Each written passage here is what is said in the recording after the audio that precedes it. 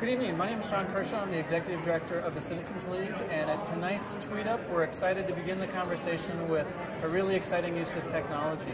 I'm joined here today by Carrie Ruth and Naomi Pesky from the Minnesota Community Foundation to talk about an exciting new technology tool that they've developed. Naomi and Carrie, can you talk to me about what is IdeaMin? Well, have you ever been with a group of friends at a coffee shop or out to dinner and you start talking about a topic that you might have heard someplace like MinnPost?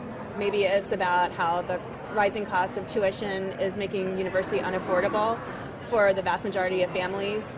And these kids are going to be in debt for the rest of their lives, basically. And you start coming up with solutions. You go from just discussing it, and all of a sudden you come up with all these great ideas. And you think to yourselves, wow, I wish there was someone here that could really do something about this. I wish that we were having these discussions with the universities and the state legislature, because we have these great ideas. We can be part of the solution.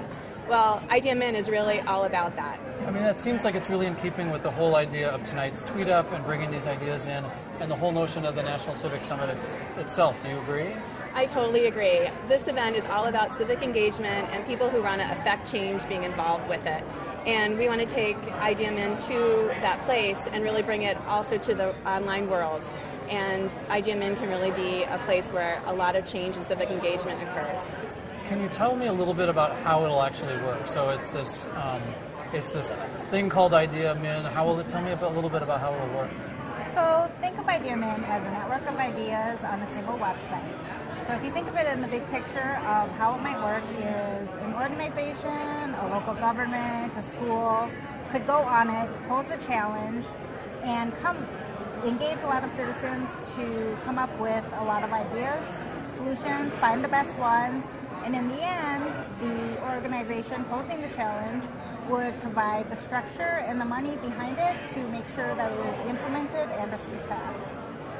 So if, say, I were to go on IdeaMin and look for a challenge that I thought really energized me, and I found out that my local city was posing a challenge to find ideas for what to do with the empty lot across the street. And I went on and posted my idea for a public dog run for all of the neighbors to share and all the dog lovers in the neighborhood. And then I got all of my family and friends to go on and vote for my idea, and then told my neighbors about it and to go post their ideas for what they should do with the lot. So a few days later, I might go back and check on my ideas and see how my votes are going. And then I also see that some of my neighbors have posted their own ideas, and I think some of them are really great. And so I'd like to help them become even better by adding some feedback as well. And I also find out that one of my neighbors has decided to use IdeaMin to look up what the latest issues are in his hometown in rural Minnesota. And he's able to go on, weigh in on those issues, and feel connected to his hometown even though he's living in the Twin Cities still. So in the end, the selected station or best idea that comes out of the competition is the one that will work with local organizers to make sure that it becomes a reality. So the ultimate goal of IdeaMin would be to create a civic engagement process that's as engageable, transparent, and accessible to the most people in Minnesota. Can you just say a little bit about how you developed the idea? I mean, it seems innovative, it seems timely. How did the idea come into being? Well, I think it was through a lot of conversations and thinking about, we all read the newspaper, we see what all of the problems are in the state of Minnesota. We hear about, the economy. We hear a lot about problems and a lot of people being frustrated over what to do with them. And so we thought about, we want to shift that conversation from focusing on the problem and working together to find a solution.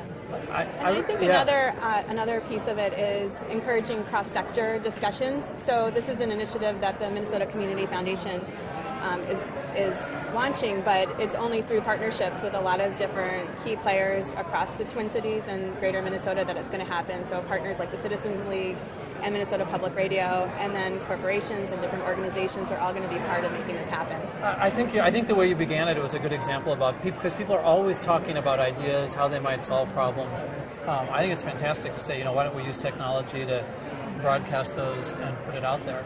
Anything else you want to say as we wrap up in terms of sort of what you hope will have been accomplished after 3 years of this or 5 years of this? I mean, what's been the most fun about working on it? I think it's just exciting to be a part of it. It's been a community process, just to do the thinking and the building around the project itself. So it's been a great engagement project for us to work with a lot of different community partners on it.